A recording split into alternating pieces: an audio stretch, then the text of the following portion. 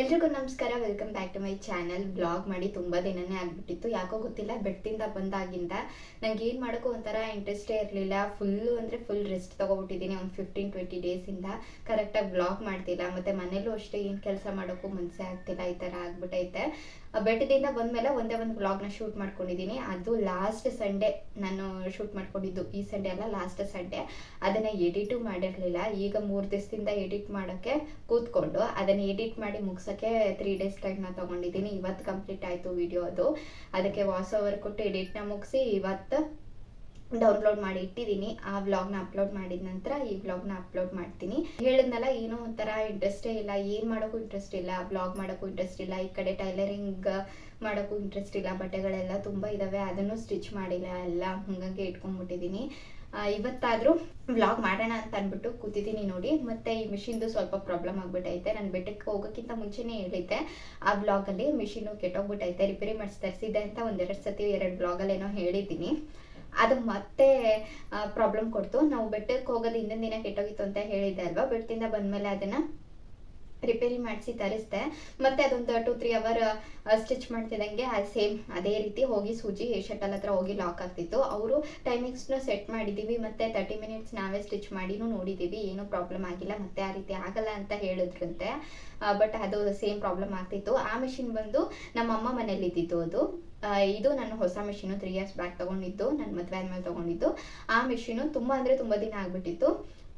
ದಿನ ಅಲ್ಲ, ವರ್ಷ ಆಗೈತೆ ಆ ಮಿಷಿನ್ನ ತೊಗೊಂಡು. ಬಟ್ ಅಲ್ಲಿ ಯಾರೂ ಸ್ಟಿಚ್ ಮಾಡ್ತಾ ಇರಲಿಲ್ಲ. ಅಲ್ಲಿ ನಾನು ಸ್ಟಿಚ್ ಮಾಡ್ತಿದ್ದು. ಮದುವೆ ಆದಮೇಲೆ ಇಲ್ಲಿಗೆ ಬಂದಲ್ಲ ನಾನು, ಅಲ್ಲಿ ಯಾರೂ ಸ್ಟಿಚ್ ಮಾಡ್ತಿರ್ಲಿಲ್ಲ. ನಮ್ಮ ಅಮ್ಮಗೆ ಬರುತ್ತೆ, ಬಟ್ ಮನೆ ಕೆಲಸನೇ ಅದು ಇದು ಆಗಿಬಿಡುತ್ತೆ, ನನಗೆ ಸ್ಟಿಚ್ ಮಾಡೋಕ್ಕಾಗಲ್ಲ ಅಂದ್ಬಿಟ್ಟು ಅವ್ರು ಹಾಗೆ ಇಟ್ಬಿಟ್ಟಿದ್ರು. ಒಂದ್ಸಲ ನಮ್ಮಪ್ಪ ಏನೋ ಸ್ಟಿಚ್ ಮಾಡೋಕೆ ತೊಗೊಂಡು ಅದು ಸರಿಯಾಗಿ ಸ್ಟಿಚ್ ಆಗಿಲ್ಲ ಅಂತ ಅಂದ್ಬಿಟ್ಟು 1000 ಕೊಟ್ಬಿಟ್ಟು ರಿಪೇರಿ ಮಾಡಿಸಿದ್ರಂತೆ. ಎಲ್ಲ ಹೊಸ ಪಾರ್ಟ್ಸ್ನೇ ಹಾಕ್ಸಿದ್ದೀನಿ, ಕರೆಕ್ಟಾಗಿದೆ ಅಂತ ಅಂದಿದ್ರು. ಇದು ಸ್ವಲ್ಪ ಪ್ರಾಬ್ಲಮ್ ಕೊಟ್ಬಿಟ್ಟಿತ್ತು ನನಗೆ. ಬಟ್ಟೆ ಮುಂದಕ್ಕೆ ಹೋಗ್ತಾ ಇರಲಿಲ್ಲ. ಅದಕ್ಕೆ ನಾನು ಏನು ಮಾಡಿದೆ, ಇದನ್ನು ಅಲ್ಲಿಗೆ ಕೊಟ್ಬಿಟ್ಟು ಆ ಮಿಷಿನ ಇಲ್ಲಿಗೆ ತೊಗೊಂಡು ಬಂದಿದ್ದೆ. ಸ್ವಲ್ಪ ದಿನ ಚೆನ್ನಾಗೇ ಸ್ಟಿಚ್ ಮಾಡ್ತು, ಇಲ್ಲ ಅಂತಲ್ಲ. ಇದಕ್ಕಿಂತ ಸಖತ್ತಾಗಿ ಅದು ಸ್ಟಿಚ್ ಬರ್ತಾಯಿತ್ತು. ಅದೇನಾಯಿತು, ಹೊಲಿತಾ ಈ ಬೆಟ್ಟಕ್ಕೆ ಹೋಗೋದು 1 ವಾರ ಅಂತ ತುಂಬ ಪ್ರಾಬ್ಲಮ್ ಕೊಡೋಕ್ಕೆ ಸ್ಟಾರ್ಟ್ ಮಾಡಿಬಿಡ್ತು. ಎಷ್ಟು ರಿಪೇರಿ ಮಾಡಿಸಿದ್ರು ಅದು ಪದೇ ರಿಪೇರಿ ಬರ್ತಾಯಿತ್ತು. ಅದಕ್ಕೆ ನಾನು ಏನು ಮಾಡಿದೆ, ಮತ್ತೆ ಅದನ್ನು ತೊಗೊಂಡೋಗಿ ರಿಪೇರಿ ಮಾಡಿಸೋದಕ್ಕಿಂತ ನೋಡೋಣ, ಈ ಮಿಷಿನ್ ಅಲ್ಲೇ ಕೊಟ್ಬಿಟ್ಟು ನನ್ನ ಮಿಷಿನ್ನೇ ತೊಗೊಬರೋಣ. ಅದನ್ನು ರಿಪೇರಿ ಮಾಡೋಕ್ಕೆ ಟ್ರೈ ಮಾಡಿರಲಿಲ್ಲ. ಇದನ್ನು ಅದು ಸ್ಟಿಚ್ ಕರೆಕ್ಟಾಗಿ ಬರ್ತಾ ಇರಲಿಲ್ಲ, ಬಟ್ಟೆ ಮುಂದಕ್ಕೆ ಮೂವ್ ಆಗ್ತಿರ್ಲಿಲ್ಲ ಅಂದ್ಬಿಟ್ಟು ಅದು ಹೇಗಿತ್ತು ಹಾಗೆ ಈ ಮಿಷಿನ್ನ ತೊಗೊಂಡೋಗಿ ಅಲ್ಲಿ ಇಟ್ಬಿಟ್ಟು ಆ ಮಿಷಿನ್ ತೊಗೊಂಡು ಬಂದಿದ್ದೆ. ಸರಿ, ಇವಾಗಾದರೂ ನೋಡೋಣ ಸ್ಟಿಚ್ ಬರುತ್ತಾ ಏನೋ, ಟ್ರೈ ಮಾಡೋಣ ಅಂತ ಅಂದ್ಬಿಟ್ಟು ತೊಗೊಂಡು ಬಂದು ಫೋನಲ್ಲಿ ನೋಡ್ಕೊಂಡು ರಿಪೇರಿ ಮಾಡ್ಕೊಳ್ಳೋಣ. ಆಗಲಿಲ್ಲ ಅಂತಂದರೆ ಬೇಕಾದ್ರೆ ಮೆಕ್ಯಾನಿಕ್ ಹತ್ರ ತೊಗೊಂಡೋದ್ರೆ ಆಯಿತು ಅಂತ ಅಂದ್ಬಿಟ್ಟು ಟ್ರೈ ಮಾಡಿದ್ವಿ. ಅದಿಲ್ಲೇ ಸರಿ ಹೋಯ್ತು. ತುಂಬ ದೊಡ್ಡ ಪ್ರಾಬ್ಲಮ್ ಏನೂ ಆಗಿರಲಿಲ್ಲ ಆ್ಯಕ್ಚುಲಿ. ಅದು ಫೂಟ್ ಸ್ವಲ್ಪ ಕೊಟ್ಟೋಗ್ಬಿಟ್ಟಿತ್ತು. ಕೆಳಗಡೆ ಒಂದು ನಟ್ನ ಲೂಸ್ ಮಾಡಿ ಫೂಟ್ನ ಮೇಲೆ ತೊಗೊಂಡು ಟೈಟ್ ಮಾಡಿದ್ರೆ ಆಗ್ತಿತ್ತು. ಅದು ನಮಗೆ ಗೊತ್ತಿರಲಿಲ್ಲ, ನಾವು ಪ್ರಯತ್ನನೂ ಪಟ್ಟಿರಲಿಲ್ಲ. ಆಮೇಲೆ ಮನೆಗೆ ಬಂದಮೇಲೆ ಇಷ್ಟು ಸಿಂಪಲ್ ಕೆಲಸಕ್ಕೆ ಮಿಷಿನೇ ಕೊಟ್ಬಿಟ್ಟಿದ್ನಲ್ಲ, ಎಷ್ಟು ಪ್ರಾಬ್ಲಮ್ ಆಯಿತು ಇದರಿಂದ ಅಂತ ಅನ್ನಿಸ್ತು. ಇದರಿಂದ ತುಂಬ ಬಟ್ಟೆಗಳು ಸ್ಟಿಚ್ ಮಾಡದೆ ಉಳ್ಕೊಬಿಟ್ವು. ಜೊತೆಗೆ ನನಗೆ 1 ತಿಂಗಳಿಂದ ಕರೆಕ್ಟಾಗಿ ಸ್ಟಿಚ್ ಮಾಡೋಕ್ಕಾಗದೇ ಇರೋದ್ರಿಂದ ಟೈಲರಿಂಗ್ ಮೇಲೆ ಸ್ವಲ್ಪ ಇಂಟ್ರೆಸ್ಟೇ ಹೊಟ್ಟೋಗ್ಬಿಟ್ಟೈತೆ. ಅಂದರೆ ಸ್ಟಿಚ್ ಮಾಡೋಕ್ಕೆ ಮನಸ್ಸು ಬರಲ್ಲ, ಆ ಥರ ಆಗ್ಬಿಟ್ಟೈತೆ ನೋಡಿ. ನಾನು ಬೆಟ್ಟದಿಂದ ಬಂದ ಮೇಲೆ ನಾನು ಈ ಬ್ಲೌಸ್ನ ಸ್ಟಿಚ್ ಮಾಡಿಕೊಂಡೆ. ಅದೇ ಹೇಳಿದ್ನಲ್ಲ, ಬೆಟ್ಟಕ್ಕೆ ಹೋಗ್ಬೇಕಾಗಿತ್ತು ಅಂತ ಆಸೆ ಇಟ್ಕೊಂಡು ಕಟ್ ಮಾಡಿದೆ. ಬಟ್ ನೈಟ್ ಮೆಷಿನ್ ಕೈ ಕೊಟ್ಬಿಟ್ಟು ನಾನು ಸ್ಟಿಚ್ ಮಾಡೋಕ್ಕಾಗಲಿಲ್ಲ ಅಂತ ಹೇಳಿದ್ನಲ್ಲ, ಸ್ಟಿಚ್ ಮಾಡಿ ಮುಗಿಸಿದ್ದೀನಿ ನೋಡಿ. ಫ್ರಂಟ್ ಡೀಪ್ ನೆಕ್ ಇಟ್ಕೊಂಡಿದ್ದೀನಿ, ಹಾಗೆ ಬ್ಯಾಕ್ ಬಂದು ಬೋಟ್ ನೆಕ್ ಇಟ್ಟಿದ್ದೀನಿ. ಬೋಟ್ ನೆಕ್ ಇಟ್ಬಿಟ್ಟು ಇಲ್ಲಿ ಮೇಲ್ಗಡೆ ಬಟನ್ ಇಟ್ಟಿದ್ದೀನಿ. ಇದು ಹೇಗೆ ಬಂದಿದೆ ಫಿಟ್ಟಿಂಗ್ ಅಂದ್ಬಿಟ್ಟು ನಾನು ಟೈಲರಿಂಗ್ ಚಾನಲ್ಗೆ ವಿಡಿಯೋ ಮಾಡ್ಕೊಂಡಿದ್ದೀನಿ. ಇದ್ರ ಕಟಿಂಗ್ ಸ್ಟಿಚಿಂಗ್ ವಿಡಿಯೋನು ಮಾಡಿದ್ದೀನಿ. ಜೊತೆಗೆ ಇದು ವೇರ್ ಮಾಡಿಬಿಟ್ಟು ನಾನು ಫಿಟ್ಟಿಂಗ್ ಯಾವ ರೀತಿ ಬಂದಿದೆ ಅಂತ ಅಂದ್ಬಿಟ್ಟು ಆ ಚಾನಲ್ಗೆ ವಿಡಿಯೋ ಮಾಡ್ಕೊಂಡಿದ್ದೆ. ಆ ಕ್ಲಿಪ್ಪಿಂಗ್ನ ನಾನು ಇಲ್ಲಿ ಆ್ಯಡ್ ಮಾಡ್ತೀನಿ, ನೋಡ್ಕೊಂಡು ಬನ್ನಿ ಫಿಟ್ಟಿಂಗ್ ಯಾವ ರೀತಿ ಬಂದಿದೆ ಅಂತ. ಈ ಬ್ಲೌಸ್ ಕಂಪ್ಲೀಟ್ ಕಟಿಂಗ್ ವಿಡಿಯೋ ಬೇಕು ಅಂದರೆ ನಾನು ಟೈಲರಿಂಗ್ ಚಾನಲಲ್ಲಿ ಆಗಲೇ ಅಪ್ಲೋಡ್ ಮಾಡಿದ್ದೀನಿ, ಒಂದ್ಸಲ ಚೆಕ್ ಮಾಡಿ. ಆ್ಯಕ್ಚುಲಿ ಇಷ್ಟು ಶಾರ್ಟ್ ಸ್ಲೀವ್ಸ್ ಇಟ್ಕೊಂಡು ಮತ್ತು ಬೋಟ್ ನೆಕ್ ಇಟ್ಕೊಂಡು ನಾನು ಬ್ಲೌಸ್ನ ಸ್ಟಿಚ್ ಮಾಡ್ಕೊಂಡಿರೋದು ಇದೆ ಫಸ್ಟ್ ಟೈಮ್. ಆದ್ರೂ ಎಷ್ಟು ನೀಟಾಗಿ ಫಿನಿಶಿಂಗ್ ಬಂದಿದೆ ಅಂತ ನೀವೇ ನೋಡ್ತಾ ಇರ್ಬೋದು. ನೀವು ಇದೇ ರೀತಿ ಕಟ್ ಮಾಡಬೇಕು ಅಂದರೆ ನಾನು ಕಲಿಸೋಣ ಚಾನಲ್ಗೆ ಹೋಗ್ಬಿಟ್ಟು ಅಲ್ಲಿ ವಿಡಿಯೋ ಹಾಕಿದ್ದೀನಿ, ಅದನ್ನು ನೋಡಿಕೊಂಡು ಟ್ರೈ ಮಾಡಿ. ಸೊ ನೋಡಿದ್ರಲ್ವಾ, ಈ ಬ್ಲೌಸ್ ಫಿಟ್ಟಿಂಗ್ ಮಾತ್ರ ತುಂಬ ಚೆನ್ನಾಗಿ ಬಂದಿತ್ತು. ಇದನ್ನ ಎಲ್ಗೂ ಉಟ್ಕೊಂಡು ಹೋಗಿಲ್ಲ. ಟೈಲರಿಂಗ್ ಚಾನಲ್ ವಿಡಿಯೋಗೆ ಆ ಕ್ಲಿಪ್ಪಿಂಗ್ ತೊಗೋಬೇಕಾಗಿತ್ತು ಅಂತ ಅಂದ್ಬಿಟ್ಟು ಸುಮ್ಮನೆ ಹಾಗೆ ವೇರ್ ಮಾಡಿ ಒಂದು ಶಾರ್ಟ್ ಕ್ಲಿಪ್ಪಿಂಗ್ನ ತೊಗೊಂಡು ರಿಮೂವ್ ಮಾಡಿದೆ ಅಷ್ಟೇ. ಮೆಷಿನ್ ಏನೋ ಸರಿ ಹೋಯ್ತು. ಈ ಸಲ ಬಾಕಿ ಬ್ಲೌಸ್ಗಳನ್ನ ಸ್ಟಿಚ್ ಮಾಡೋಣ ಅಂತಂದರೆ ಈಗ ಮತ್ತೆ ಮೋಟರ್ ಪ್ರಾಬ್ಲಮ್ ಕೊಟ್ಬಿಟ್ಟೈತೆ. ಅದೇನಾಯಿತು ಅಂತ ಗೊತ್ತಿಲ್ಲ. ನಾನು ಮೊನ್ನೆ ಸಡನ್ನಾಗಿ ಸ್ಟಿಚ್ ಮಾಡೋಕ್ಕೆ ಕೂತ್ಕೊಂಡಲ್ಲ, ಆವಾಗ ಫೂಟ್ನ ಪ್ರೆಸ್ ಮಾಡ್ತಿದ್ದಂಗೆ ಪಟ್ ಅಂತ ಸೌಂಡ್ ಬಂತು. ಅದು ಎಲ್ಲಿ ಹೋಯ್ತು ಅಂತ ಗೊತ್ತಿಲ್ಲ. ಮೇಲ್ಗಡೆ ಮೋಟ್ರ್ ಹತ್ರ ಏನೋ ಪ್ರಾಬ್ಲಮ್ ಆಗಿಲ್ಲ, ಕೆಳಗಡೆ ಫೂಟ್ ಹತ್ರ ಏನೋ ಹೆಚ್ಚು ಕಡಿಮೆ ಆಗಿರಬೇಕು ಅಂತ ಅನ್ನಿಸ್ತು. ಅದನ್ನು ರಿಪೇರಿ ಮಾಡಿಸ್ಬೇಕು ಈ ಸತಿ. ಒಂದಾದ್ಮೇಲೆ ಒಂದು ಪ್ರಾಬ್ಲಮ್ಗಳು. ಮಿಷಿನ್ ಸರಿ ಹೋಯ್ತು ಅಂತ ಅನ್ಕೋತಿದ್ದಂಗೆ ಈ ಸತಿ ಮೋಟಾರ್ ಪ್ರಾಬ್ಲಮ್ ಕೊಡ್ತು. ಇದ್ರ ಮಧ್ಯೆ ಬಟ್ಟೆಗಳೆಲ್ಲ ಹಾಗೆ ಪೆಂಡಿಂಗ್ ಆಗ್ಬಿಟ್ಟೈತೆ. ಇನ್ನು ಕಾಲಲ್ಲೇ ತೊಳ್ಕೊಂಡು ಹೊಲೆಯೋಣ ಅಂತ ಅಂದ್ಬಿಟ್ಟು ಬೆಲ್ಟ್ ಹಾಕೊಂಡೆ. ಮಾಮೂಲಿ ಮಿಷಿನ್ದು ವೀಲ್ದು ಕೊಟ್ಟಿರ್ತಾರಲ್ಲ, ಮೋಟ್ರದ್ದು ತೆಗೆದಾಕ್ಬಿಟ್ಟು ಆ ಬೆಲ್ಟ್ನ ಹಾಕೊಂಡು ಸ್ಟಿಚ್ ಮಾಡಿದೆ. ಒಂದಷ್ಟು ಸೀರೆ ಎಡ್ಜ್ಗಳನ್ನ ಸ್ಟಿಚ್ ಮಾಡಬೇಕಾಗಿತ್ತು, ಅದು ಮತ್ತೆ ನೈಟಿ ಫಿಟ್ಟಿಂಗ್ ಎಲ್ಲ ಮಾಡೋದಿತ್ತು. ಅದನ್ನೆಲ್ಲ ಮಾಡ್ಕೊಳ್ಳೋಣ, ಸಣ್ಣ ಪುಟ್ಟ ಬಟ್ಟೆಗಳೆಲ್ಲ ಸ್ಟಿಚ್ ಮಾಡಿ ಮುಗಿಸ್ಕೊಂಡ್ರೆ ಬ್ಲೌಸ್ ಆಮೇಲೆ ಸ್ಟಿಚ್ ಮಾಡೋಣ ಅಂತ ಅಂದ್ಬಿಟ್ಟು ಕಾಲಲ್ಲೇ ತೊಳ್ಕೊಂಡು ಹೊಲಿದೆ. ಅದಷ್ಟು ಅದೇನಾಗೋಯ್ತು, ನನ್ಗೆ ಅಭ್ಯಾಸ ತಪ್ಪೋಗ್ಬಿಟ್ಟಿತ್ತಲ್ಲ. ಇನ್ನೇನು 2 years ಆಯಿತು ನನ್ನ ಮೋಟರ್ನ ಹಾಕ್ಸ್ಕೊಂಡು. 2 yearsಯಿಂದ ಕಾಲಲ್ಲಿ ತುಳಿದೆ, ಅಭ್ಯಾಸ ತಪ್ಪೋಗ್ಬಿಟ್ಟು ಇವಾಗ ಸಡನ್ನಾಗಿ ಕೂತ್ಕೊಂಡು 2-3 hours ಕಾಲಲ್ಲಿ ತೊಳ್ಕೊಂಡ್ಬಿಟ್ನಲ್ಲ, ಕಾಲಿಂದ ಹಿಡಿದು ಬ್ಯಾಕ್ ಪೇನ್ ತುಂಬ ಬಂದ್ಬಿಡ್ತು. ಅದಕ್ಕೆ ಮತ್ತೆ ನಾನು ಮಿಷಿನ್ ಹತ್ರ ಹೋಗೇ ಇಲ್ಲ. ಆಮೇಲೆ ಈ ಮಿಷಿನ ತೊಗೊಂಡು ಜಸ್ಟ್ ಈಗ 3 years ಆಗಿರೋದಲ್ವಾ, 1 year ಏನೋ ಕಾಲಲ್ಲಿ ಹೊಲ್ದಿದ್ದೀನಿ ಅಷ್ಟೇ. ನಾನು ಪ್ರೆಗ್ನೆಂಟ್ ಆಗ್ತಿದ್ದಂಗೆ ಮೋಟ್ರನ್ನ ಫಿಕ್ಸ್ ಮಾಡಿಸ್ಕೊಂಡೆ. ಅದಾದಮೇಲೆ ನಾನು ಮೋಟ್ರಲ್ಲೇ ಹೊಲ್ದು ರೂಢಿ ಆಗಿಬಿಟ್ಟು ಇವಾಗ ಕಾಲಲ್ಲಿ ತೊಳಿತೀನಿ ಅಂದರೆ ಆಗ್ತಿಲ್ಲ. ಜೊತೆಗೆ ಇನ್ನೊಂದು ಏನಪ್ಪ ಅಂದರೆ ಮಿಷಿನ್ ಹೊಸದಾಗಿರೋದ್ರಿಂದ ಅದು ಇನ್ನೂ ನೀಟಾಗಿ ಲೂಸ್ ಬಿಟ್ಟಿಲ್ಲ. ಪೆಟ್ಟಲ್ಲೇನಿದೆ ಅದು ಆಡಿ ಚೆನ್ನಾಗಿ ಲೂಸ್ ಬಿಟ್ಟಿಲ್ಲ. ಜಸ್ಟ್ 1 year ಅಲ್ವಾ ನಾನು ಕಾಲಲ್ಲಿ ತೊಳ್ಕೊಳ್ದಿದ್ದು, ಅದಕ್ಕೆ ಅದು ಸ್ವಲ್ಪ ಲೂಸ್ ಬಿಟ್ಟಿಲ್ಲ. ನೋಡೋಣ, ರಿಪೇರಿ ಮಾಡಿಸ್ಬೇಕು ಇವತ್ತು. ಮತ್ತು ಇನ್ನೊಂದೇನಪ್ಪ ಅಂದರೆ ಪಾಪು ಸರಿಯಾಗಿ ಊಟ ತಿಂಡಿ ಮಾಡ್ತಿಲ್ಲ. ಅದೊಂದು ಪ್ರಾಬ್ಲಮ್ ಸ್ಟಾರ್ಟ್ ಆಗೈತೆ ಈಗ. ಕಾಮನ್ ಆಗಿ ಎಲ್ಲ ಮಕ್ಕಳು ಅಷ್ಟೇ ಸರಿಯಾಗಿ ಊಟ ತಿಂಡಿ ಮಾಡಲ್ಲ. ಇವನು ಹಾಗೆ ಮಾಡ್ತಿರ್ಲಿಲ್ಲ. ಬಟ್ ಅವನ ಮೈಂಡ್ ಡೈವರ್ಟ್ ಮಾಡಿಕೊಂಡು, ಅಂದರೆ ಆ ಕಡೆ ಈ ಕಡೆ ಹೊರಗಡೆ ಕರ್ಕೊಂಡು ಹೋಗ್ಬಿಟ್ಟು ತಿರ್ಗಾಡಿಸ್ಕೊಂಡು, ನೀರಲ್ಲಿ ಆಟ ಆಡೋಕ್ಕೆ ಒಂದು ಜಗ್ ನೀರು ಕೊಟ್ಬಿಟ್ಟು ಆಟ ಆಡಿಸ್ಕೊಂಡು ಊಟ ಮಾಡಿಸಿದ್ರೆ ಮಾಡ್ಕೋತಾ ಇದ್ದ. ಬಟ್ ಇವಾಗ ಒಂದು 3 daysಯಿಂದ ಯಾಕೋ ಗೊತ್ತಿಲ್ಲ, ಏನು ಮಾಡಿದ್ರು ಅವ್ನು ತಿಂತಾನೆ ಇಲ್ಲ. ಅವ್ನ ಮೂಡ್ನ ಡೈವರ್ಟ್ ಮಾಡಿ ಆ ಕಡೆ ಈ ಕಡೆ ಗಮನ ಕೊಡೋ ಥರ ಮಾಡಿಬಿಟ್ಟು ಊಟ ಮಾಡಿಸಿದ್ರು ಮಾಡಲ್ಲ. ಅವ್ನು ಫುಲ್ ಅಲರ್ಟ್ ಆಗಿಬಿಟ್ಟಿದ್ದಾನೆ. ಒಂದು ಸ್ವಲ್ಪ ಹೊತ್ತು ಫೋನ್ ಕೊಟ್ಬಿಟ್ಟಾದ್ರೂ ಊಟ ಮಾಡಿಸೋಣ, ಗೊಂಬೆ ಹಾಕೊಟ್ಬಿಟ್ಟು ಇನ್ನೇನು ಮಾಡೋಕ್ಕೈತೆ, ಮಗು ಹೊಟ್ಟೆ ತುಂಬೋದು ಇಂಪಾರ್ಟೆಂಟ್ ಅಲ್ವಾ ಅಂತ ಅಂದ್ಬಿಟ್ಟು ಅದನ್ನು ಟ್ರೈ ಮಾಡಿದ್ದೀವಿ. ಅವ್ನು ಯಾವ ಲೆವೆಲ್ಗೆ ಊಟ ತಿಂತಿಲ್ಲ ಅಂತಂದರೆ, ಫೋನ್ ತೋರಿಸಿದ್ರು ಅಷ್ಟೇ ಊಟ ತಿನ್ನಲ್ಲ. ಒಂದು ಸ್ವಲ್ಪ ಹೊತ್ತು ನೋಡ್ತಾನೆ ಅಷ್ಟೇ, 1-2 ತುತ್ತು ಹಾಕ್ಕೊಂತಿದ್ದಂಗೆ ಸಾಕು ಅನ್ನೋಕ್ಕೆ ಸ್ಟಾರ್ಟ್ ಮಾಡಿಬಿಟ್ಟು ಫೋನು ನೋಡದೆ ಎದ್ದೊಟ್ಟೋಗ್ಬಿಡ್ತಾನೆ. ಊಟ ಅಂದರೆ ಅಳ್ತಾನೆ. ಇನ್ನು ಫೋರ್ಸ್ ಫೀಡಿಂಗ್ ಅಂತೂ ಮಾಡೋಕ್ಕಾಗಲ್ಲ ಅಲ್ವಾ. ಅಷ್ಟೊಂದು ಅವ್ರಿಗೆ ಬಲವಂತವಾಗಿ ತಿನ್ಸೋಕೆ ಹೋದರೆ ವಾಮಿಟ್ ಮಾಡ್ಕೋತಾರೆ. ಇಲ್ಲಾಂತಂದರೆ ಒಂಥರ ಊಟದ ಮೇಲೇ ಇಂಟ್ರೆಸ್ಟ್ ಹೊಟ್ಟೋಗ್ಬಿಡುತ್ತೆ. ಅದು ನಾವು ಫೋರ್ಸ್ ಮಾಡಿ ಆ ಥರ ಆಗಿಬಿಡುತ್ತೆ. ಆಮೇಲೆ 1-2 ತುತ್ತು ತಿಂದಿರ್ತಾನಲ್ವ, ಅದು 2 ತುತ್ತು ತಿಂತಿದಂಗೆ ಅವ್ನಿಗೆ ಹೊಟ್ಟೆ ಫುಲ್ ಆದಂಗೆ ಆಗ್ಬಿಡುತ್ತೆ. ಒಂಥರ ಹೊಟ್ಟೆ ದಪ್ಪ ಆದಂಗೆ ಕಾಣಿಸುತ್ತೆ. ಅದಕ್ಕೆ ಅವ್ನು ಕರೆಕ್ಟಾಗಿ ಜೀರ್ಣ ಆಗ್ತಿಲ್ಲ ಅನಿಸುತ್ತೆ. ಒಂದ್ಸಲ ಡಾಕ್ಟರ್ ಹತ್ರ ತೋರಿಸ್ಕೊ ಬಂದ್ಬಿಡೋಣ ಅಂತ ಅಂದ್ಬಿಟ್ಟು ಅಂದ್ಕೊಂಡ್ವಿ. ಈಗ ನನ್ನ ಹಸ್ಬೆಂಡ್ ಡ್ಯೂಟಿಗೆ ಹೋಗಿದ್ದಾರೆ, ಅವ್ರಿಗೆ ಕಾಲ್ ಮಾಡಿ ಇದ್ದೆ, ಮಧ್ಯಾಹ್ನ ಬೇಗ ಬರ್ತೀನಿ, ಬಂದ್ಬಿಟ್ಟು ಅವನ್ನ ಕರ್ಕೊಂಡು ಹೋಗೋಣ, ನಾನು ಬರೋಷ್ಟರಲ್ಲಿ ರೆಡಿ ಆಗಿರಿ, ಹೋಗಿದ್ದು ಬಂದು ನಾನು ಮತ್ತೆ ನಿಮ್ಮ ಮನೆಗೆ ಬಿಟ್ಬಿಟ್ಟು ಮತ್ತೆ ಡ್ಯೂಟಿಗೆ ಹೋಗ್ತೀನಿ ಅಂತಂದರು. ಸರಿ ಅಂತ ಅಂದ್ಕೊಂಡಿದ್ದೀವಿ. ನೋಡಿ, ಇದಿಷ್ಟು ಪ್ಲ್ಯಾನ್ ಇದೆ ಇವತ್ತು. ಮತ್ತು ಇನ್ನೊಂದೇನಾಗುತ್ತಪ್ಪ ಅಂದರೆ, ಈಗ ಜಾಸ್ತಿ ಸಬ್ಸ್ಕ್ರೈಬರ್ಸ್ ಇರೋ ಚಾನಲಲ್ಲಿ, ವ್ಯೂಸ್ ಜಾಸ್ತಿ ಇರೋ ಚಾನಲ್ಗಾದರೆ ವಿಡಿಯೋ ಮಾಡೋಕ್ಕೊಂಥರ ಮೋಟಿವೇಶನ್ ಇರುತ್ತೆ ನಮಗೆ. ನನಗೆ ವೀಡಿಯೋಗೋಸ್ಕರ ಇಷ್ಟು ಜನ ಕಾಯ್ತಿದ್ದಾರೆ, ಇಷ್ಟು ಜನ ಸಬ್ಸ್ಕ್ರೈಬರ್ಸ್ ಇದ್ದಾರೆ, ಅವ್ರಿಗೋಸ್ಕರ ವಿಡಿಯೋ ಮಾಡಬೇಕು ಅನ್ನೋ ಥಾಟ್ ಮೈಂಡಲ್ಲಿ ಇರುತ್ತಲ್ವ. ಸೊ ಜಾಸ್ತಿ ಇಂಪಾರ್ಟೆನ್ಸ್ನ ಕೊಟ್ಟು ನಾವು ಬೇಗ ನಮ್ಮ ಕೆಲಸ ಏನಿರುತ್ತೆ, ವಿಡಿಯೋ ಮಾಡೋದು, ಎಡಿಟ್ ಮಾಡಿರೋದು, ಇದನ್ನೆಲ್ಲ ಕಂಪ್ಲೀಟ್ ಮಾಡ್ಕೊತೀವಿ. ಬಟ್ ನನಗೆ ಈ ಚಾನಲ್ಗೆ ಏನಾಗ್ಬಿಟ್ಟೈತೆ, ಇನ್ನೂ ಸಬ್ಸ್ಕ್ರೈಬರ್ಸು ಜಾಸ್ತಿ ಇಲ್ವಲ್ಲ, ವ್ಯೂಸು ಜಾಸ್ತಿ ಇಲ್ವಲ್ಲ. ಸೊ ಈ ವಾಚ್ ಅವರ್ಸ್ ಕಂಪ್ಲೀಟ್ ಮಾಡೋದು ಇದೊಂದು ದೊಡ್ಡ ಟಾಸ್ಕ್ ಆಗಿಬಿಟ್ಟೈತೆ. ಕರೆಕ್ಟಾಗಿ ಎಷ್ಟೇ ಪ್ರಯತ್ನ ಪಟ್ಟರು ಬೇಗ ಹೋಗ್ತಾನೆ ಇಲ್ಲ, ಬೇಗ ಕಂಪ್ಲೀಟ್ ಆಗ್ತಾನೆ ಇಲ್ಲ. ಮತ್ತು ವ್ಯೂಸು ಅಷ್ಟಕ್ಕಷ್ಟೇ. ಇವಾಗ ಸ್ವಲ್ಪ ಇಂಪ್ರೂವ್ ಆಗಿದೆ ಅಂತ ಅನಿಸುತ್ತೆ. ಮೊದಲಾದರೆ 100 ವ್ಯೂಸು ಬರ್ತಾ ಇರಲಿಲ್ಲ, ಒಂದು 50, 60, 40 ಇಷ್ಟು ಬಂದು ಸ್ಟಾಪ್ ಆಗ್ತಿತ್ತು. ಇವಾಗ ಪರವಾಗಿಲ್ಲ. ನನ್ನ ಲಾಸ್ಟ್ ವಿಡಿಯೋ ನಾನು ಮಾಡಿದ್ನಲ್ಲ, ನನ್ನ ಯೂಟ್ಯೂಬ್ ಪೇಮೆಂಟ್ ಬಂದಿದೆ, ಸೆಕೆಂಡ್ ಪೇಮೆಂಟು ಅಂತ, ಆ ವಿಡಿಯೋಗೆ ಪರವಾಗಿಲ್ಲ 300 ವ್ಯೂಸ್ ಆಗಿದೆ. ಇದೇ ಹೈಯೆಸ್ಟ್ ಈ ಚಾನಲಲ್ಲಿ ನನಗೆ ಬಂದಿರೋ ವ್ಯೂಸು. ಮುಂದೆ ಗ್ರೋ ಆಗ್ತಾ ನನಗೂ ಸ್ವಲ್ಪ ಮೋಟಿವೇಶನ್ ಸಿಗುತ್ತೆ. ಇವಾಗ ಸದ್ಯಕ್ಕೆ ವ್ಯೂಸ್ ಸಬ್ಸ್ಕ್ರೈಬರ್ಸ್ ಇಲ್ವಲ್ಲ, ಅದೊಂಥರ ಯಾರು ನೋಡಲ್ಲ. ನಾನು ಕಷ್ಟಪಟ್ಟು ವಿಡಿಯೋ ಮಾಡ್ತೀನಿ, ಅಷ್ಟು ಟೈಮ್ ಕೊಟ್ಟು ಎಡಿಟ್ ಮಾಡ್ತೀನಿ. ಸೊ ವಿಡಿಯೋ ಯಾರು ನೋಡಲ್ವಲ್ಲ, ಏನಕ್ಕೆ ಮಾಡೋದು ಅನ್ನೋ ಒಂಥರ ಮೈಂಡ್ ಆಗಿಬಿಡುತ್ತೆ. ಸೊ ಪರವಾಗಿಲ್ಲ, ಈಗ ಬರುತ್ತಾ ಇದೆಯಲ್ಲ ಒಂದು 100-150 ವ್ಯೂಸು, ಒಂದು 50-60 ವ್ಯೂಸು ಅಷ್ಟೇ ಅಲ್ವಾ. ಅಷ್ಟೇ ಜನ ನೋಡಿದ್ದೀರಾ ಅಂದರೆ ನಿಮಗೋಸ್ಕರ ನಾನು ವಿಡಿಯೋ ಮಾಡಬೇಕು ಅಂತ ಅಂದ್ಕೊಂಡು ನಾನು ಮೋಟಿವೇಟ್ ಮಾಡಿಕೊಂಡು ಮತ್ತೆ ಕಂಟಿನ್ಯೂ ಮಾಡ್ತಾ ಇದ್ದೀನಿ. ಇಷ್ಟೇ, ಇನ್ನೇನು ಇಲ್ಲ. ಇವಾಗ ನನ್ನ ಹಸ್ಬೆಂಡು ಬಂದು ನಮ್ಮನ್ನ ಹಾಸ್ಪಿಟಲ್ಗೆ ಕರ್ಕೊಂಡು ಹೋಗೋ ತನಕ ಒಂದಷ್ಟು ಬ್ಲೌಸ್ಗಳು ಕಟಿಂಗ್ ಮಾಡೋದಿದೆ. ಅಡುಗೆ ಕೆಲಸನೂ ಇಲ್ಲ, ಬೆಳಿಗ್ಗೆ ತಿಂಡಿ ಮಾಡಿದ್ನಲ್ಲ ಅದೇ ಇದೆ. ಮಧ್ಯಾಹ್ನಕ್ಕೆ ಅದನ್ನೇ ತಿನ್ಕೊಂಡ್ರೆ ಆಯಿತು. ಇನ್ನು ನನ್ನ ಹಸ್ಬೆಂಡ್ ಬರೋ ತನಕ ಒಂದಷ್ಟು ಬ್ಲೌಸ್ನಾರು ಕಟಿಂಗ್ ಮಾಡ್ಕೊಳ್ಳೋಣ ಅಂತ ಅಂದ್ಕೊಂಡಿದ್ದೀನಿ. ಕಟಿಂಗ್ ಮಾಡ್ತಾ ಇರ್ತೀನಿ. ಇನ್ನು ಅವ್ರು ಬಂದ ತಕ್ಷಣ ಹಾಸ್ಪಿಟಲ್ಗೆ ಹೋಗ್ತೀವಿ. ಬ್ಲೌಸ್ ಕಟಿಂಗ್ ಮಾಡೋಣ ಅಂತ ಅಂದ್ಕೊಂಡೆ, ಆದರೆ ಅಷ್ಟರಲ್ಲಿ ಪಾಪು ಎದ್ದೇ ಬಿಟ್ಟ. ಇನ್ನು ಅತ್ತೆನೂ ಅವ್ರ ಬಟ್ಟೆಗಳನ್ನ ಐರನ್ ಮಾಡ್ಕೋತಿದ್ರಲ್ವ, ಹಾಗಾಗಿ ಪಾಪುನ ನಾನೇ ನೋಡ್ಕೋಬೇಕಾಗಿತ್ತು. ಅದೊಂದು ಸ್ವಲ್ಪ ಹೊತ್ತಿಗೆ ನನ್ನ ಹಸ್ಬೆಂಡು ಬರ್ತಾಯಿದ್ದೀನಿ ರೆಡಿ ಆಗಿ ಅಂತ ಕಾಲ್ ಮಾಡಿದ್ರು. ಅದಕ್ಕೆ ಪಾಪುನೂ ರೆಡಿ ಮಾಡಿ ನಾನು ರೆಡಿ ಆದೆ. ಸ್ಮೈಲ್ ಚಿನ್ನು, ಸ್ಮೈಲ್ ಸ್ಮೈಲ್.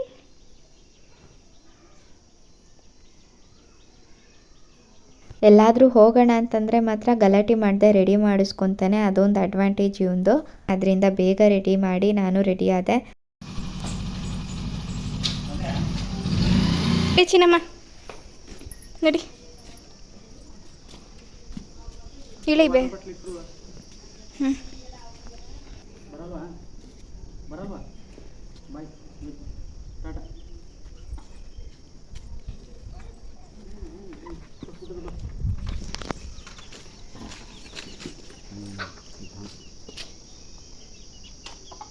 ಅಲ್ಲಿಂದ ಸೀದಾ ಹಾಸ್ಪಿಟಲ್ಗೆ ಹೋದ್ವಿ. ನಮ್ಮ ಟೌನಲ್ಲೇ ಮಕ್ಕಳು ಡಾಕ್ಟರ್ಸ್ ಇದ್ದಾರೆ, ಆದರೆ ಅವ್ರ ಶಾಪ್ಸ್ ಎಲ್ಲ ಓಪನ್ ಆಗುತ್ತೆ, ಸಂಜೆ ಆಗುತ್ತೆ. ಇನ್ನು ಗೌರ್ಮೆಂಟ್ ಆಸ್ಪತ್ರೆಗೆ ಹೋಗೋಣ ಅಂದರೆ ಅಲ್ಲಿ ನನಗೇನು ಅಷ್ಟು ಕಂಫರ್ಟಬಲ್ ಅಂತ ಅನಿಸ್ಲಿಲ್ಲ. ಯಾಕಂದರೆ ಡಾಕ್ಟ್ರು ಮಕ್ಕಳು ಡಾಕ್ಟ್ರು ಇದ್ದಾರಲ್ಲ, ಅವ್ರು ಕರೆಕ್ಟಾಗಿ ರೆಸ್ಪಾನ್ಸ್ ಮಾಡಲ್ಲ. ಏನಾದರೂ ಹೇಳಿದ್ರೆ ಅದಕ್ಕೆ ರಿಯಾಕ್ಟ್ ಮಾಡಲ್ಲ, ಕೇಳಿಸ್ಕೊತಾರೆ, ಇಂಥ ಸಿರಪ್ ಅಂದ್ಬಿಟ್ಟು ಬರ್ದು ಕಳಿಸ್ತಾರೆ, ಏನಕ್ಕೆ ಎತ್ತ ಅಂತ ಕರೆಕ್ಟಾಗಿ ಎಕ್ಸ್ಪ್ಲೇನ್ ಮಾಡಲ್ಲ. ಅದಕ್ಕೆ ಗರ್ಗೇಶ್ವರಿಗೆ ಹೋಗೋಣ ಅಂದ್ಬಿಟ್ಟು ಅಲ್ಲಿ ಹೋದ್ವಿ. ಇಲ್ಲಿ ತುಂಬ ಅಂದರೆ ತುಂಬ ಚೆನ್ನಾಗಿ ನೋಡ್ತಾರೆ, ಕರೆಕ್ಟಾಗಿ ರೆಸ್ಪಾನ್ಸ್ ಮಾಡ್ತಾರೆ, ಆಮೇಲೆ ನಮ್ಮ ಮಾತಿಗೆ ರಿಯಾಕ್ಟ್ ಮಾಡ್ತಾರೆ. ಹಾಗಾಗಿ ನಮ್ಗೆ ಅದೇ ಕಂಫರ್ಟಬಲ್ ಅನ್ನಿಸ್ತು. ಹೋದ್ವಿ, ಅಲ್ಲೇನು ತುಂಬ ರಶ್ ಇರಲಿಲ್ಲ. ನಮ್ಮ ಬಿಟ್ಟರೆ ಇನ್ನು ನೆಕ್ಸ್ಟ್ ಇನ್ನೊಂದು ಮಗು ಕರ್ಕೊಂಬಂದಿದ್ರು ಅಷ್ಟೇ, ಅದಕ್ಕೆ ಬೇಗ ತೋರಿಸ್ಕೊಂಡು ಬಂದ್ವಿ. ಡಾಕ್ಟರ್ಗೆ ಪಾಪು ಊಟ ಮಾಡ್ತಾಯಿಲ್ಲ ಸರಿಯಾಗಿ ಅಂತ ಹೇಳ್ತಿದ್ದಂಗೆ ಅವ್ರಿಗೆ ಗೊತ್ತಾಯಿತು. ಜಂತುಳ ಸಿರಪ್ನ ಕೊಟ್ಟರು. ಆ್ಯಕ್ಚುಲಿ ನಾವೇ ಹೇಳೋಣ ಅಂತ ಅಂದ್ಕೊಂಡಿದ್ವಿ, ನಮಗೂ ಡೌಟ್ ಇತ್ತು ಅವನಿಗೆ ಮೋಸ್ಟ್ಲಿ ಜಂತುಳ ಆಗಿರ್ಬೋದು ಅಂತ ಅನ್ನಿಸ್ತಿತ್ತು. ಅದನ್ನು ನಾವು ಹೇಳೋಕ್ಕಿಂತ ಮುಂಚೆ ಡಾಕ್ಟ್ರೇ ಹೇಳಿಬಿಟ್ರು, ಮಕ್ಕಳಿಗೆ ಜಂತುಳ ಇದ್ದರೆ ಹಸಿವಾಗೋದಿಲ್ಲ, ಅದಕ್ಕೆ ಸಿರಪ್ ಕೊಟ್ಟಿದ್ದೀನಿ, ಇದು 1 ಟೈಮ್ ಹಾಕಿ 6 ತಿಂಗಳಿಗೊಂದು ಸಲ ಹಾಕಬೇಕು. ಇದನ್ನು ಒಂದೇ ಸಲ ಹಾಕಿದ್ರೆ ಇವಾಗ ಸಾಕು. ಅದು ಸ್ವಲ್ಪ ಮೈಗೆ ಹಿಡಿಯೋದು ಟೈಮ್ ತೊಗೊಳುತ್ತೆ, ಇಮಿಡಿಯೇಟಾಗಿ ಹೋಗಲ್ಲ. ಒಂದು ಸ್ವಲ್ಪ ದಿನ ಆಗ್ತಿದ್ದಂಗೆ ನಾರ್ಮಲಾಗಿ ಊಟ ತಿಂಡಿ ಮಾಡ್ತಾನೆ ಅಂತ ಹೇಳಿದರು. ಅಲ್ಲಿಂದ ನನ್ನ ಹಸ್ಬೆಂಡು ಬಟ್ಟೆ ಅಂಗಡಿ ಕರ್ಕೊಂಡು ಹೋದರು. ತುಂಬ ದಿನದ ಹಿಂದೆ ಲೆಗ್ಗಿಂಗ್ಸ್ ಕೇಳಿದ್ದೆ, ಅದು ನನಗೆ ಮರ್ತೋಗ್ಬಿಟ್ಟಿತ್ತು. ಅವ್ರು ನೆನ್ಪಿಟ್ಕೊಂಡು ಕರ್ಕೊಂಡು ಹೋದರು. ಹಾಗೆ ಒಂದಷ್ಟು ಶಾಪಿಂಗ್ನ ಮಾಡಿಕೊಂಡು ಮನೆಗೆ ಬಂದ್ವಿ. ಹಾಸ್ಪಿಟಲಿಂದ ಮಧ್ಯಾಹ್ನನೇ ಮನೆಗೆ ಬಂದ್ವಿ. ಅದಾದ್ಮೇಲೆ ನಾನು ಬ್ಲಾಗ್ ಕಂಟಿನ್ಯೂ ಮಾಡಿರಲಿಲ್ಲ. ಮತ್ತೆ ಬಟ್ಟೆ ಐರನ್ ಮಾಡ್ಕೋತಾ ಇದ್ರು ಅವ್ರದ್ದು. ನಾಳೆ ಅವ್ರ ಊರಲ್ಲಿ ಯಾವುದೋ ಫಂಕ್ಷನ್ ಇತ್ತು, ಅಲ್ಲಿಗೆ ಹೋಗೋಕ್ಕೆ ಅಂದ್ಬಿಟ್ಟು ಅದಕ್ಕೆ ನಾನು ಪಾಪುನ ಕರ್ಕೊಂಡು ಆಟ ಆಡಿಸ್ತಾ ಕೂತ್ಕೊಂಡಿದ್ದೆ. ಈಗ ಅವ್ರ ಕೆಲಸನ ಮುಗಿಸ್ಬಿಟ್ಟು ಪಾಪುನ ಕರ್ಕೊಂಡು ಹೊರಗಡೆ ಹೋದ್ರು. ಅದಕ್ಕೆ ನಾನು ಬ್ಲಾಗ್ನ ಕಂಟಿನ್ಯೂ ಮಾಡ್ತಾ ಇದ್ದೀನಿ. ಹಾಸ್ಪಿಟಲ್ ವಿಸಿಟ್ಗೆ ಅಂತ ಅಂದ್ಬಿಟ್ಟು ಹೋದೆ. ಶೋಗೋಷ್ಟಕ್ಕೆ ನಾನು ಲೆಗ್ಗಿಂಗ್ಸ್ ಕೇಳ್ತಾ ಇದ್ದೆ ಅವ್ರನ್ನ, ಬ್ಲ್ಯಾಕ್ ಕಲರ್ ಲೆಗ್ಗಿಂಗ್ಸ್ ಬೇಕಾಗಿತ್ತು ಅಂತ ಅಂದ್ಬಿಟ್ಟು. ಅವ್ರು ನಂಗೆ ಹೇಳಲೇ ಇಲ್ಲ. ಊರಿಗೆ ಬರೋ ರೂಟಿಂದ ಟೌನ್ಗೆ ಕರ್ಕೊಂಡು ಹೋಗ್ತಾ ಇದ್ರು. ಇದ್ಯಾಕೆ ಈ ಕಡೆ ಹೋಗ್ತಾ ಇದ್ದೀರಾ ಅಂತಂದೆ. ಸುಮ್ಮನೆ ಪೆಟ್ರೋಲ್ ಹಾಕಿಸ್ಕೋಬೇಕಾಗಿತ್ತು ಅದಕ್ಕೆ ಅಂತ ಅಂದ್ಬಿಟ್ಟು ಕರ್ಕೊಂಡು ಹೋದ್ರು. ಆಮೇಲೆ ಗೊತ್ತಾಯ್ತು ಅಂಗಡಿ ಹತ್ರ ನಿಲ್ಲಿಸಿದಾಗ ಲೆಗ್ಗಿಂಗ್ಸ್ ತಗೊಳಕ್ಕೆ ಅಂತ ಅಂದ್ಬಿಟ್ಟು ಅಲ್ಲಿ ನಿಲ್ಸಿದ್ರು. ನಾನು ಈ ಕಡೆ ಲೆಗ್ಗಿಂಗ್ಸ್ ನೋಡ್ತಾ ಇದ್ನ, ಅವರು ಆ ಕಡೆ ಸ್ಯಾರಿ ನೋಡ್ತಾ ಇದ್ರು. ನನಗೆ ಗೊತ್ತೇ ಇಲ್ಲ ಅದು. ಆಮೇಲೆ 2 ಸ್ಯಾರಿ ಸೆಲೆಕ್ಟ್ ಮಾಡ್ಕೊಂಡು ತೊಗೊಂಡು ಬಂದು, ನೋಡಿ ಇವೆರಡು ಚೆನ್ನಾಗೈತಲ್ವ, ನಿಂಗೆ ಯಾವ್ದು ಇಷ್ಟ ಆಯ್ತೆ ನೋಡು ಅದನ್ನ ತೊಗೊಳ್ಳೋಣ ಅಂತಂದ್ರು. ನನಗೆ ಗೊತ್ತಿಲ್ಲ ಲೆಗ್ಗಿಂಗ್ಸ್ ತಗೊಳಕ್ಕೆ ಅಂತ ಅಂದ್ಬಿಟ್ಟು ಆ ಸ್ಯಾರಿನೂ ತಗೊಂಡಾಗಾಯ್ತು. ನಿಮ್ಗೆ ತೋರಿಸ್ತೀನಿ ನಾನು ಯಾವ ಥರ ಸ್ಯಾರಿ ಅಂತ ಅಂದ್ಬಿಟ್ಟು. ನೋಡಿ ಲೆಗ್ಗಿಂಗ್ಸ್ಗಳು ತಗೊಂಡೆ. ಬ್ಲ್ಯಾಕು ಮತ್ತು ಸ್ಕೈ ಬ್ಲೂ ಒಂದು ಟಾಪ್ ಇತ್ತು ಪಿಂಕ್ ಕಲರ್ದು, ಅದಕ್ಕೆ ಮ್ಯಾಚ್ ಆಗೋಕ್ಕೆ ಸ್ಕೈ ಬ್ಲೂ ತೊಗೊಂಡೆ. ಹಾಗೆ ಇನ್ನು ಗೋಲ್ಡ್ ಕಲರು ಮತ್ತು ಬ್ಲ್ಯಾಕ್ ಕಲರು ಕಾಮನ್ ಆಗಿ ಎಲ್ಲ ಟಾಪ್ಗಳಿಗೂ ಮ್ಯಾಚ್ ಆಗುತ್ತೆ ಅಂದ್ಬಿಟ್ಟು ತೊಗೊಂಡೆ. ಮತ್ತು ವೈಟ್ ಕಲರ್ ಒಂದು ತೊಗೋಬೇಕಾಗಿತ್ತು. ನೋಡಿ ಅಲ್ಲಿ ಅಂಗಡಿಯವರು ಹಂಗೂ ಹೇಳಿದ್ರು, ಇವರು ಇನ್ನು ಯಾವ ಕಲರ್ ಬೇಕು ತಗೋ ಅಂತ ಹೇಳ್ತಾ ಇದ್ರು. ಅಲ್ಲಿ ಅಂಗಡಿಗೆ ಹೋದಾಗ ಏನು ಫ್ಲ್ಯಾಶೇ ಆಗಲ್ಲ, ಸುಮ್ಮನೆ ಏನೋ ಒಂದು ಅಂತ ಅಂದ್ಬಿಟ್ಟು ತೊಗೊಂಡ್ಬಂದ್ಬಿಟ್ವಿ. ಮನೆಗೆ ಬಂದಮೇಲೆ ಇದು ತೊಗೋಬೇಕಾಗಿತ್ತು ಅದು ತೊಗೋಬೇಕಾಗಿತ್ತು ಅಂತ ಅನ್ನಿಸ್ತು. ಈ ಸ್ಕೈ ಬ್ಲೂ ಕಲರ್ದು ಲೆಗಿಂಗ್ಸ್ ತಗೊಂಡೆ. ವೇಲ್ ತೊಗೋಬೇಕಾಗಿತ್ತು. ನೋಡಿ ಅವ್ರು ಹಂಗೂ ಕೇಳಿದ್ರು ಅಂಗಡಿಯವರು ವೇಲ್ಗಳೇನಾದ್ರು ಬೇಕಾ ಅಂತ ಅಂದ್ಬಿಟ್ಟು. ನನಗಲ್ಲಿ ಏನೋ ಫ್ಲ್ಯಾಶ್ ಆಗಲಿಲ್ಲ, ಇದೆಯಲ್ಲ ಮನೆಯಲ್ಲಿ ಅಂತ ಅನ್ನಿಸ್ಬಿಟ್ಟು ಮನೆಗೆ ಬಂದಮೇಲೆ ಗೊತ್ತಾಯಿತು ತೊಗೋಬೇಕಾಗಿತ್ತು ಅಂತ ಅಂದ್ಬಿಟ್ಟು. ಹಾಗೆ ವೈಟ್ ಲೆಗಿಂಗ್ಸು ಅಷ್ಟೇ, ನನ್ನ ಹತ್ರ ಲೆಗಿಂಗ್ಸು ಐತೆ ಮತ್ತು ಆ್ಯಂಕಲ್ ಐತೆ, 2 ಐತೆ. ಬಟ್ ಏನಾಗ್ಬಿಟ್ಟೈತೆ, ಸೊಂಟ ಫುಲ್ಲು ಲೂಸ್ ಆಗಿಬಿಟ್ಟೈತೆ. ಅದು ಲೂಸ್ ಆಗಿಲ್ಲ, ನಾನು ಸಣ್ಣ ಆಗಿದ್ದೀನಿ, ಅದರಿಂದ ಅದನ್ನು ಹಾಕೊಳ್ಳೋಕ್ಕಾಗಲ್ಲ. ಅದಕ್ಕೆ ಒಂದು ಈಗಿನ ಸೈಜ್ಗೊಂದು ತೊಗೋಬೇಕಾಗಿತ್ತು. ಪರವಾಗಿಲ್ಲ, ನೆಕ್ಸ್ಟ್ ಟೈಮ್ ಹೋದಾಗ ತೊಗೊತೀನಿ. ಮತ್ತು ಇನ್ನು ಸ್ಯಾರಿ ತೋರಿಸ್ತೀನಿ ನೋಡಿ. ಈ ರೀತಿ ಐತೆ ಸ್ಯಾರಿ. ನೋಡಿ ಈ ರೀತಿ ಐತೆ ಸ್ಯಾರಿ. ಆಲ್ಮೋಸ್ಟ್ ಇವಾಗ ಎಲ್ಲ ಇದೆ ಟ್ರೆಂಡ್ ಆಗಿರೋದು. ಈ ಥರ ಸ್ಯಾರಿಗೆ ವೈಟ್ ಕಲರ್ ಬ್ಲೌಸ್ ಬಂದಿದೆ ನೋಡಿ. ಇನ್ಸ್ಟಾಗ್ರಾಮಲ್ಲೆಲ್ಲ ತುಂಬ ನೋಡಿದ್ದೀನಿ. ಮತ್ತು ಸ್ಯಾರಿ ಮಾರ್ತಾರಲ್ವಾ ಯೂಟ್ಯೂಬಲ್ಲಿ, ಇನ್ಸ್ಟಾಗ್ರಾಮಲ್ಲಿ ಎಲ್ಲ, ಅವ್ರ ಹತ್ರನೂ ನೋಡಿದ್ದೀನಿ ಈ ಥರ ಸ್ಯಾರಿನ ನಾನು. ಅವರೇ ಸೆಲೆಕ್ಟ್ ಮಾಡ್ಕೊಂಡು ತೊಗೊಬಂದರು ನನ್ನ ಹಸ್ಬೆಂಡು. ನಾನು ನೋಡೇ ಇರಲಿಲ್ಲ, ನನ್ನ ಲೆಗ್ಗಿಂಗ್ಸ್ನ ನೋಡ್ತಾ ನಿಂತಿದ್ದೆ. ಈ ಥರದ್ದು. ಮತ್ತು ರಾಮ ಗ್ರೀನ್ಗೆ ಬ್ಲೂ ಕಲರ್ ಬಾರ್ಡ್ರ್ ಬಂದಿತ್ತು, ಸೇಮ್ ಡಿಸೈನ್ ಇತ್ತು. ಅದನ್ನು ತೊಗೊಂಡು ಬಂದಿದ್ರು. ನನಗೇನೋ ರಾಮ ಗ್ರೀನ್ ಅದು ಕಾಮನ್ ತುಂಬ ನೋಡ್ಬಿಟ್ಟಿದ್ದೀನಿ. ಸ್ವಲ್ಪ ಯೂನಿಕ್ ಕಲರ್ ಅಂತ ಅನ್ನಿಸ್ತು. ಹಂಗೂ ನಾನು ಏನಕ್ಕೆ ಇವಾಗ ಫಂಕ್ಷನ್ ಇಲ್ಲ ಏನೂ ಇಲ್ಲ, ಸುಮ್ಮನೆ ಸೀರೆ ಹೊರಗಡೆನೂ ಎಲ್ಲೂ ಹೋಗಲ್ಲ, ಸುಮ್ಮನೆ ಅಮೌಂಟ್ ಎಲ್ಲ ವೇಸ್ಟ್ ಅಲ್ಲ ಯಾಕೆ ಅಂತ ಅಂದೆ. ಅದಕ್ಕೆ ಅವರು ಏನು ಯಾವಾಗಲೂ ತೊಗೊಳ್ತಿದ್ನ ನಾನು ತಕ್ಕೊಟ್ಟಾಗ ತಗಸ್ಕೊ ಮಡಿಕೋ, ಎಲ್ಲ ಹೆಣ್ಮಕ್ಳು ಸೀರೆ ಕೇಳ್ತಾರೆ, ನೀನು ನಾನೇ ತಗೊಡ್ತೀನಿ ಅಂದರು ಬೇಡ ಅಂತೆಲ್ಲ ಅಂತಿದ್ರು. ಅಂಗಡಿಯವರು ಅದನ್ನೇ ಹೇಳ್ತಾ ಇದ್ರು. ಹಸ್ಬೆಂಡ್ ಈ ರೀತಿ ತಗೋಂತ ಅಂದ ತಕ್ಷಣ ಎಲ್ಲ ಜೋಡಿಸ್ಕೊಂಡು ಹೋಗ್ತಾರೆ. ನೀವು ನೋಡಿದ್ರೆ ತಗೊಳಕ್ಕೆ ಹಿಂಜರಿತೀರಲ್ಲ, ನಿಮ್ಮ ವೈಫ್ ಈ ಥರ ವೈಫ್ ಸಿಗಕ್ಕೆ ನೀವು ಲಕ್ಕಿ ಅಂತ ಹೇಳ್ತಾ ಇದ್ರು ನನ್ನ ಹಸ್ಬೆಂಡ್ಗೆ ಅಂಗಡಿಯವರು.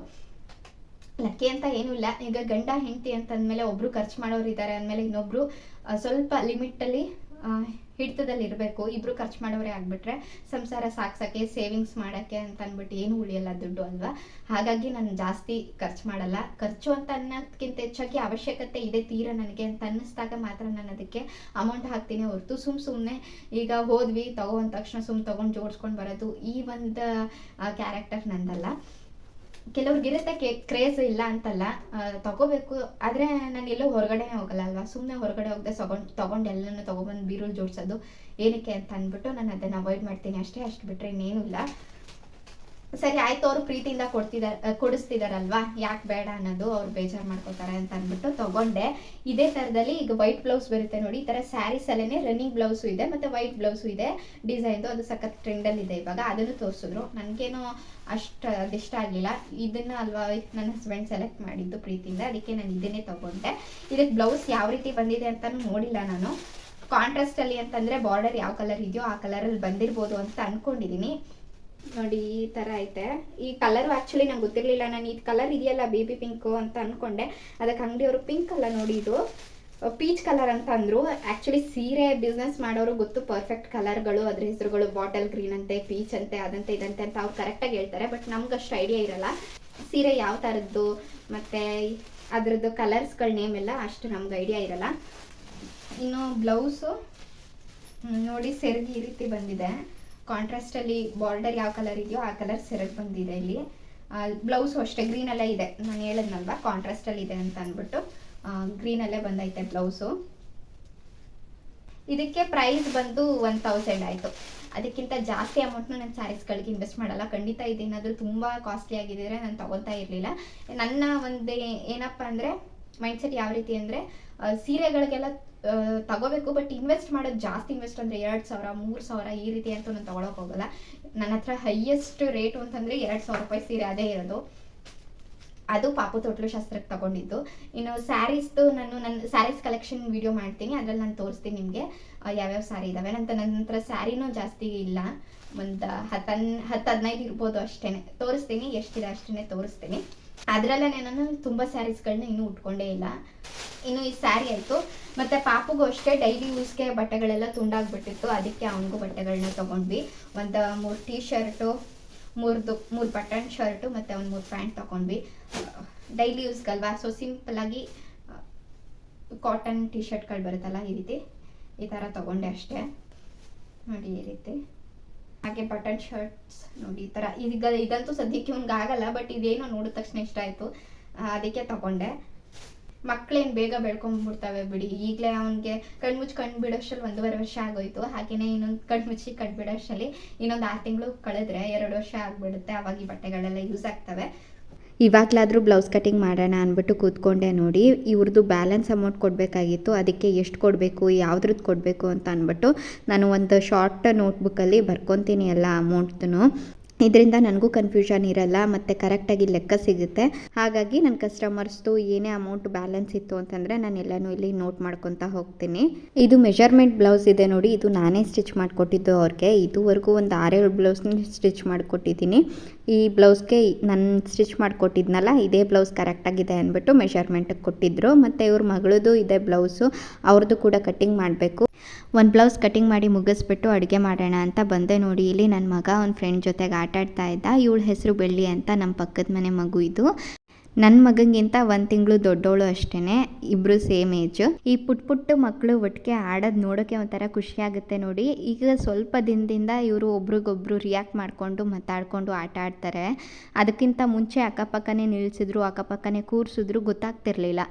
ನನ್ನ ಏಜ್ ಇವಳು ಇವ್ರ ಜೊತೆ ಆಟ ಆಡಬೇಕು ಅನ್ನೋದು ಗೊತ್ತಾಗ್ತಿರ್ಲಿಲ್ಲ. ಈಗೀಗ ಸ್ವಲ್ಪ ಐಡೆಂಟಿಫೈ ಮಾಡಿಕೊಂಡು ಆಟ ಆಡ್ತಾರೆ. ಬಟ್ ನನ್ನ ಮಗ ಅಂತೂ ಯಾವ ಆಟ ಸಾಮಾನು ಕೊಡೋದಿಲ್ಲ. ಈ ಏಜಲ್ಲಿ ಮಕ್ಕಳೇ ಹಾಗೆ ಅಲ್ವಾ, ಸ್ವಲ್ಪ ಸೆಲ್ಫಿಶ್ ಆಗಿರ್ತವೆ. ಅವ್ರು ಮೂಡಿದ್ದಂಗೆ ಕೊಡಬೇಕು ಅನಿಸಿದ್ರೆ ಕೊಡ್ತವೆ, ಇಲ್ಲ ಅಂತಂದರೆ ಅಳ್ತವೆ, ಆ ರೀತಿ. ಇಷ್ಟೇ. ಅದಾದಮೇಲೆ ನಾನು ವ್ಲಾಗ್ನ ಕಂಟಿನ್ಯೂ ಮಾಡೋಕ್ಕೆ ಹೋಗಲಿಲ್ಲ, ಅಡುಗೆ ಮಾಡಬೇಕಾಗಿತ್ತು. ಅಡುಗೆ ಮಾಡಿಬಿಟ್ಟು ಊಟ ಮಾಡಿಕೊಂಡು ಮಲ್ಕೊಂಡ್ವಿ. ಇವತ್ತಿನ ವ್ಲಾಗ್ನ ಇಲ್ಲಿಗೆ ಎಂಡ್ ಮಾಡ್ತಾ ಇದ್ದೀನಿ. ಮತ್ತೆ ಸಿಗ್ತೀನಿ ಮುಂದಿನ ವ್ಲಾಗಲ್ಲಿ. ಈ ವ್ಲಾಗ್ ಇಷ್ಟ ಆಗಿದ್ದರೆ ಪ್ಲೀಸ್ ಲೈಕ್ ಮಾಡಿ, ಹಾಗೆ ಕಮೆಂಟ್ ಮಾಡಿ, ನನ್ನ ಚಾನಲ್ಗೆ ಸಬ್ಸ್ಕ್ರೈಬ್ ಮಾಡಿಕೊಂಡು ಸಪೋರ್ಟ್ ಮಾಡಿ. ಸಿಗೋಣ ಮುಂದಿನ ವಿಡಿಯೋದಲ್ಲಿ. Thanks for watching. Jelly, jelly,